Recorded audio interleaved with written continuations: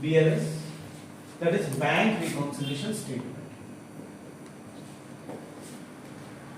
BRS में main बात ये होता है कि मेरा बैंक स्टेटमेंट और मेरा कैश बुक का जो बैंक कॉलम जहां हम बैंक का हिसाब रखते हैं, ये दोनों टैली नहीं होता है।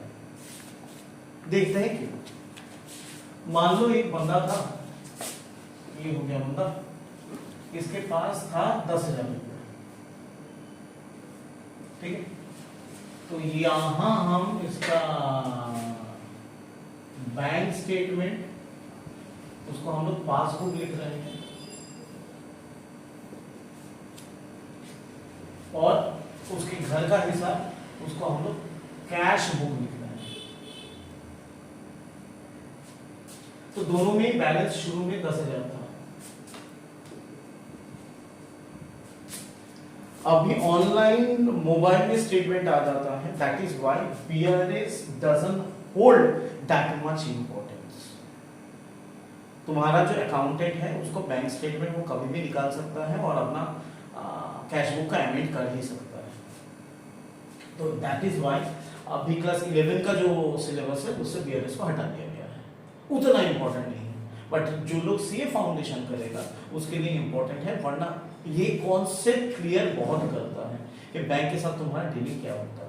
एक एग्जांपल देते हैं, बैंक में मेरा पैसा है, हालांकि करंट अकाउंट में कोई इंटरेस्ट नहीं देता है, मान लेते हैं बैंक चार्जेस तो होगा, तो बैंक चार्जेस बैंक काट लिए, सिर्फ 10 रुपया काटा, मेरा बैलेंस तो 9990 हो गया, ठीक। कैश बुक में जब तक मेरे पास हाथ में स्टेटमेंट नहीं आता तब तक मेरे को पता ही नहीं चलेगा कि ये 10 रुपया घट गया। तो मेरा कैशियर क्या बोलेगा कि बैंक में 10,000 रुपया है, 10,000 रुपये का चेक काटोगे, वो बाउंस कर जाएगा क्योंकि सफिशिएंट बैलेंस नहीं, 10 रुपये कम है। वैसे ही ये है बैंक चार्जेस।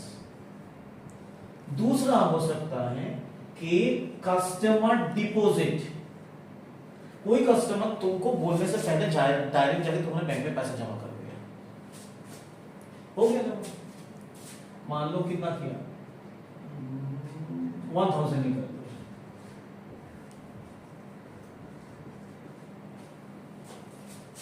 इसको ये खबर भी नहीं फर्क। वैसे ही इसके पास एक चेक था, तो चेक को डिपॉजिट कर दिया, जब डिपॉजिट कर दिया, मान लो 2000 का चेक था, डिपॉजिट करके ये तो इसको 12,000 लिख देगा। एक चेक क्लियर होने में 3 दिन लगता है, उस 3 दिन तक यहां वैल्यू 2000 कम होकर रहेगा, यहां ज्यादा। वैसे ही ये एक चेक इशू किया, मान लो 3000 का एक चेक इशू कर दिया, इशू किया 3000 का एक चेक इशू हो गया, इशू मतलब निकल गया पैसा।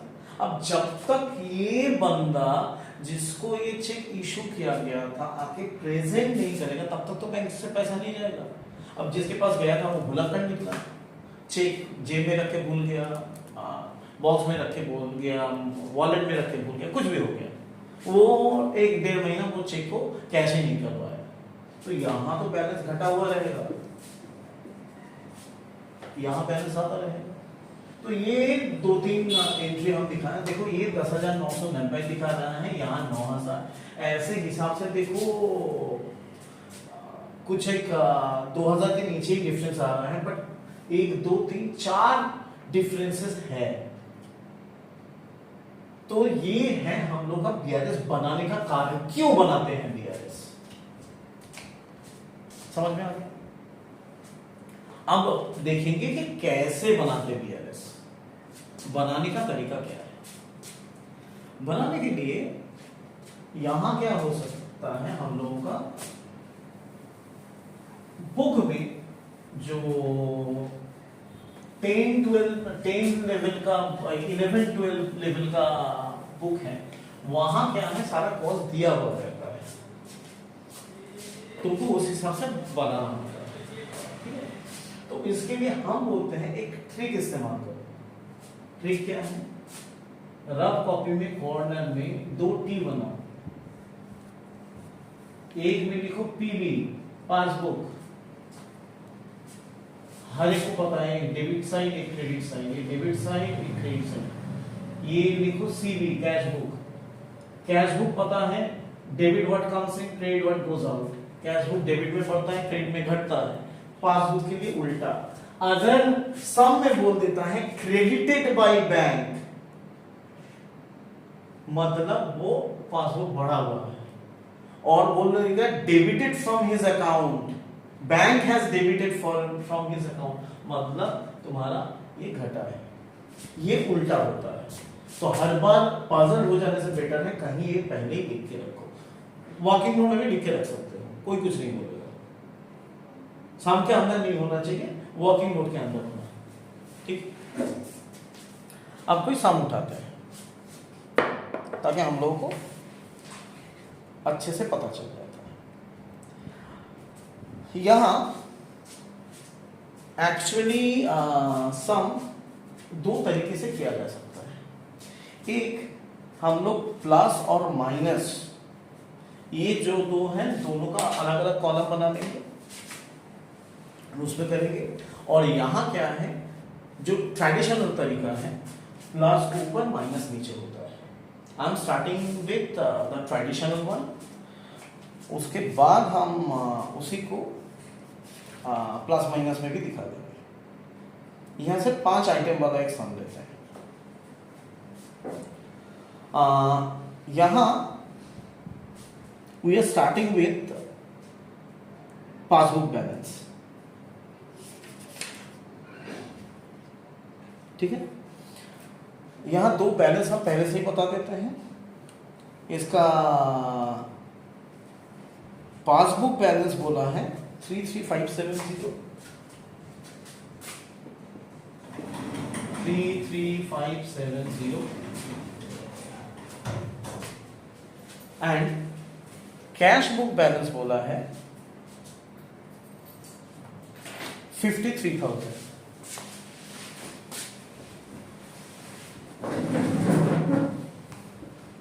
नॉर्मली सम्स में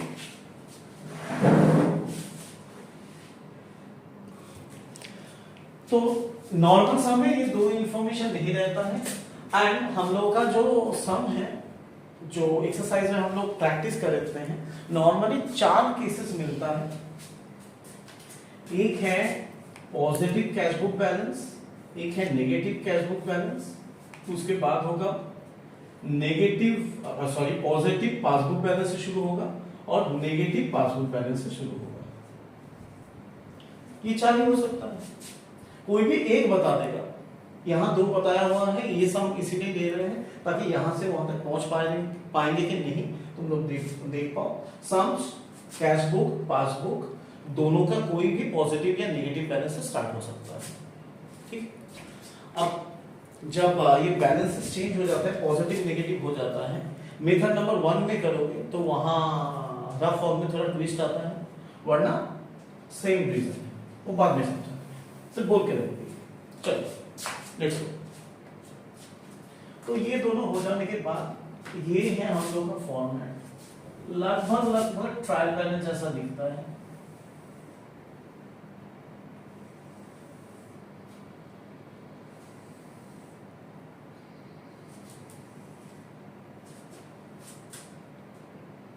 यहाँ इन द बुक्स ऑफ, यहाँ BRS,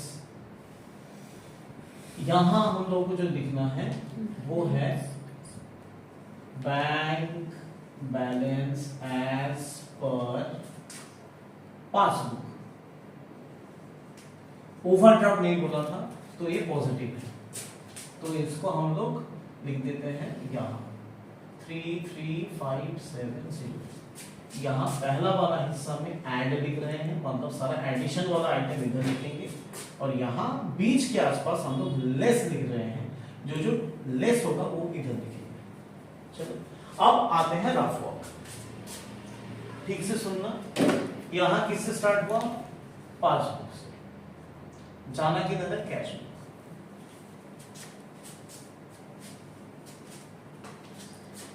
तो फर्स्ट बोला है cheques and draft sent to bank but not collected and credited amounted to 7,900 while check for 2,000 was received unpaid.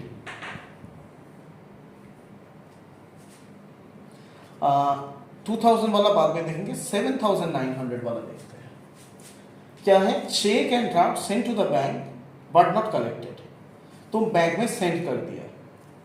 तुम जब सेंड कर देते हो अपने कैश बुक में उसको माइनस डाल देते हो, हाँ कि ना?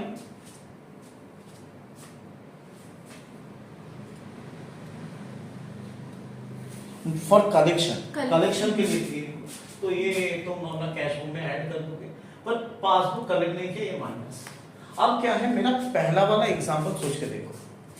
पहला वाला एग्जांपल है, हम बोला कि यहां भी 10,000 था, यहां भी 10,000 था, यहां 10 रुपया हम माइनस किए, यहां नहीं किए, तो यहां 9990 हो गया बैलेंस और यहां 10,000 है।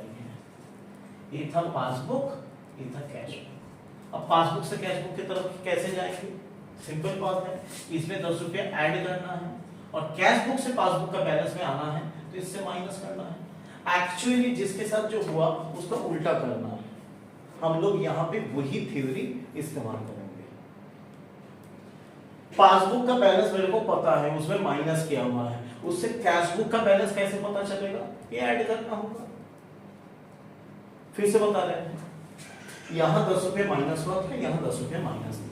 हम अगर पासबुक के बैलेंस से शुरू करते तो मेरा बैलेंस था 9990।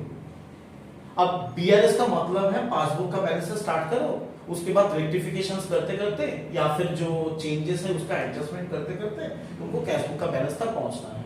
तो अगर एक ही एंट्री करना होता, पासबुक से कैश बुक जाने के लिए 10 रुपये ऐड करना होता। तो अगर इसके हिसाब से देखें, पासबुक में माइनस हुआ है, कैश बुक में कुछ नहीं, मतलब कैश बुक पड़ा हुआ है।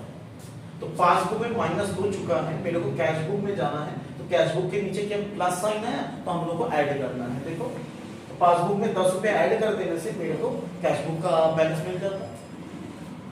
सिमिलरली अगर हम लोग कैश बुक से शुरू करते, 10,000 से शुरू करते, यहां तक आना है, कैश बुक में कुछ हुआ नहीं था, यहां माइनस हुआ है, तो ये माइनस कर दो। तो तुम जिस बैलेंस से स्टार्ट करते हो, अगर पासबुक के बैलेंस से स्टार्ट करते हो तो कैश बुक के साथ क्या हुआ है उस हिसाब से तुम अपना एडिशन या सब्सट्रैक्शन डिसाइड करोगे। तुम पासबुक से शुरू किए हो, पासबुक में माइनस हुआ है, ठीक है, कैश बुक में जाना है, तो कैश बुक में माइनस नहीं था तो 10 रुपये ऐड कर दो। कैश बुक से शुरू किए हो, कैश बुक में कुछ माइनस नहीं था, पासबुक में माइनस हुआ था, तो कैश बुक में माइनस करोगे तभी पासबुक का बैलेंस आएगा। Am I clear? ठीक, चलो आगे। तो यही वाला हम लोग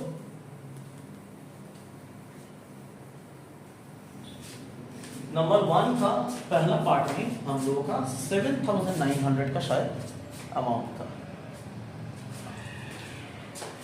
7,900। तो ये ऐड में है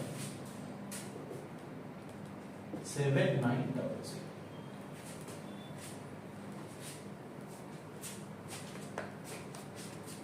While check for 2,000 were received unpaid। अब क्या है कि 2,000 का चेक अनपेड मतलब डिसऑनर्ड हो गया। तुमको चेक मिला था डिसऑनर्ड, डिसऑनर्ड होने से पता किसको चलता है?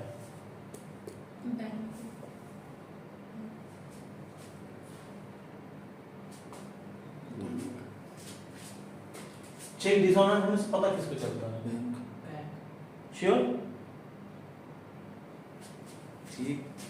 चेक डिसऑनर्ड हुआ, पता किसको चलेगा? चेक डिसऑनर्ड होने से पहले ही बैंक।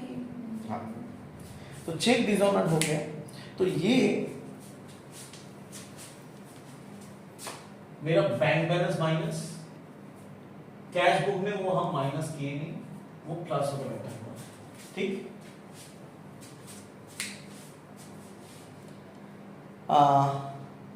आगे there 3 check drawn on 3,000, 1,500 and 2,000 respectively were not presented for payment. 3 check 3,000 and 1,500, 4,500 plus 2000, 6500 total.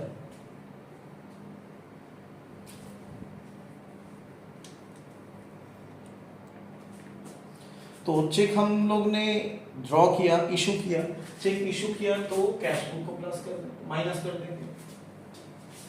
Passbook क्या होगा? पासबुक प्लस होगा क्योंकि वो लोग अभी तक पैसा कलेक्ट नहीं किया। 6500। तो ये वाला हम लोग का देखो कैश बुक के नीचे माइनस सिंबल आया है, तो हम लोग दो नंबर क्या करेंगे, ये लेस के लिए लेस के जगह पे 6500 लिखेंगे। ठीक है। Next we are having bank has paid a bills payable of 10,000 but it has not been entered in cash book. ठीक है। And the bills receivable 5,000 which was discounted. I am not coming to that. First thing, bank has paid a bills payable 10,000 but bank पे कर दिया, मतलब bank से मेरा पैसा चला गया। बैंक पे कर दिया मतलब मेरे पासबुक से पैसा चला गया। कैश बुक को पता नहीं, वो तो एंट्री नहीं किया, तो कंपैरेटिवली कैश बुक ज्यादा रहेगा, ऐड रहेगा, तो द अमाउंट इज 10,000। तो हम लोग ये 10,000 प्लस में आया तो ये ऐड में डाल देंगे। इसी का पार्ट सेकेंड पार्ट बोला है कि bills receivable of 5,000 which was discounted to the bank was dishonoured by the drawing on due date. अब तुम कोई भी बिल्स रिसीवेबल जब डिस्काउंट करा लेते हो तो बैंक के पास ये तुम्हारा जिम्मेदारी होता है भाई कि मेरे को ये पैसा वापस करना है, बैंक तुमसे ले लेगा। बैंक को कोई जिम्मेदारी नहीं है, डिस्काउंट कराने तुम गए थे, तुमको एक्स वाई से जो भी पैसा देने वाला है तुम उससे निपटो। बैंक तुमको पहचानता है, तुम्ही को लोन दिया था। बिल डिस्काउंट कराना मतलब मेरे को 3 महीने बाद पैसा मिलने वाला है, अभी पैसा दे दो, एक टाइप का लोन है। लोन तो तुम ही लिया था ना, तो चुकाओगे भी तुम। अब क्या है, जो थर्ड पार्टी है उससे तुम लड़ो। तो जब भी तुम्हारा बिल डिसऑनर्ड हो गया, तुम्हारा पासबुक माइनस हो गया, कैश बुक को जब तक पता नहीं कैश बुक में पैसा ज्यादा है, तो ये एक और ऐड का एंट्री हो गया 3 पार्ट बी 5,000। आगे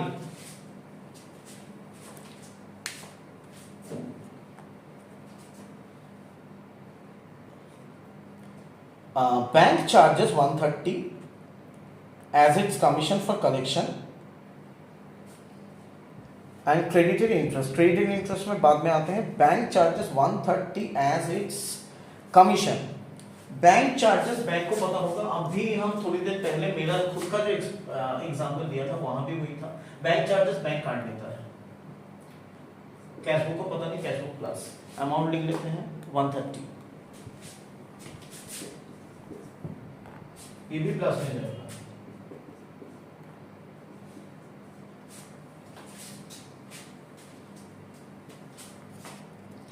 इसके बाद बोला है and has credited interest of ₹100 in account. Normally current account में कोई इंटरेस्ट नहीं होता है, पर ये लोग कोई इंटरेस्ट बोला है, मान लेते हैं कोई इन्वेस्टमेंट होगा या फिर बैंक के साथ कोई ना कोई डील होगा, तो उसको इंटरेस्ट मिला है। इंटरेस्ट मिला है ये भी पता होगा मेरे पासबुक को, passbook plus cash book minus कितना है 100 को हम लोग माइनस में डाल देंगे।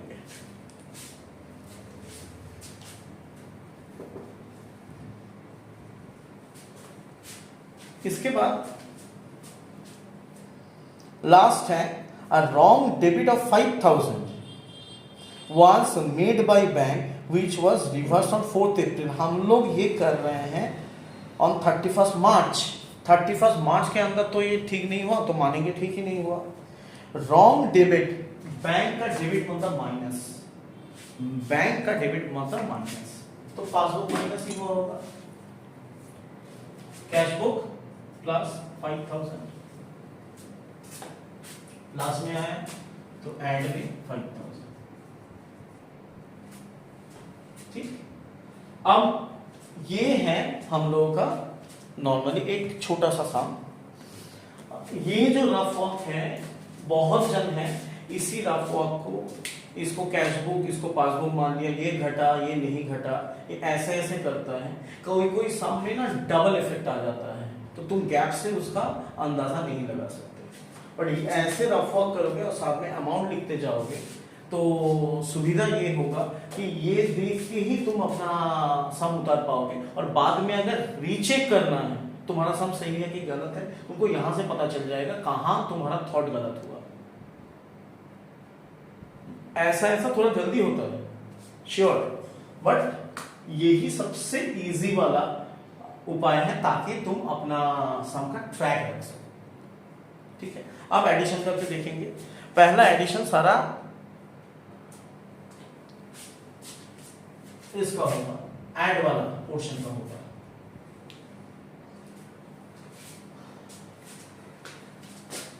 ऐड करके आ रहा है 28,030,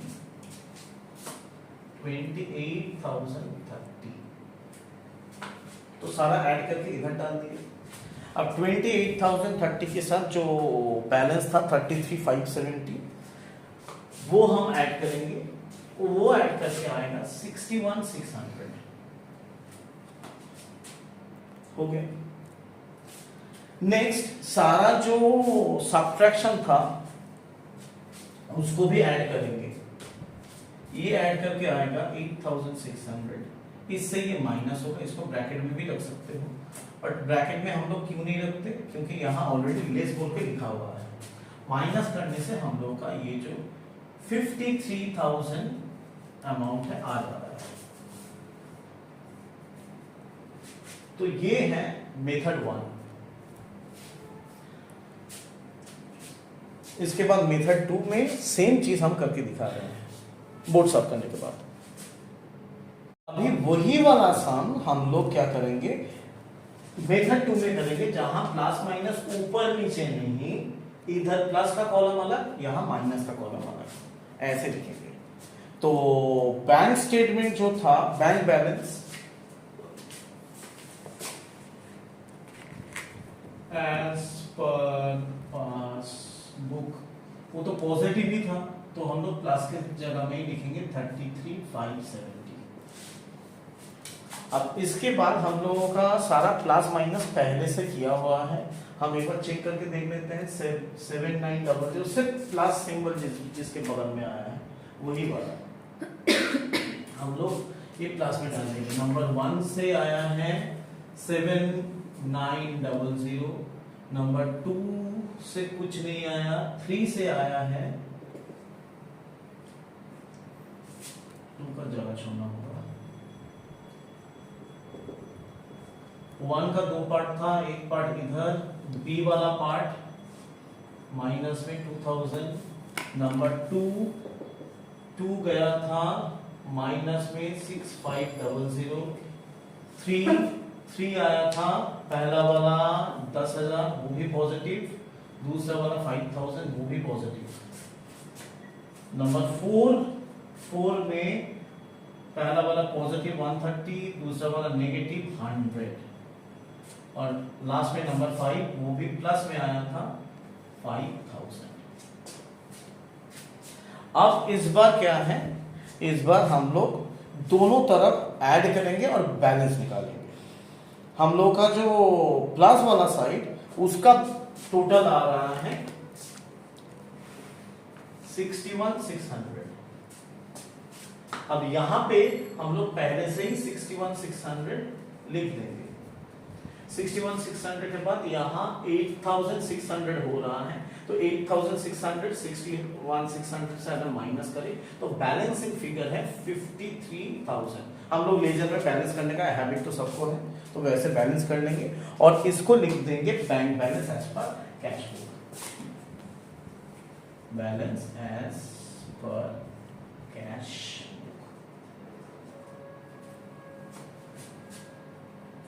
अब आते हैं कि अगर बाई चांस ये वाला सम ऐसे दे देता कि पासबुक का बैलेंस माइनस में, तो हम ये सम कैसे करते, इस मेथड में, मेथड 2 में ये इजी हो जाता है, ये वाला अमाउंट सिर्फ क्लास के बदले में माइनस के घर में चला जाता और हम लोग का बैलेंस निकल जाता।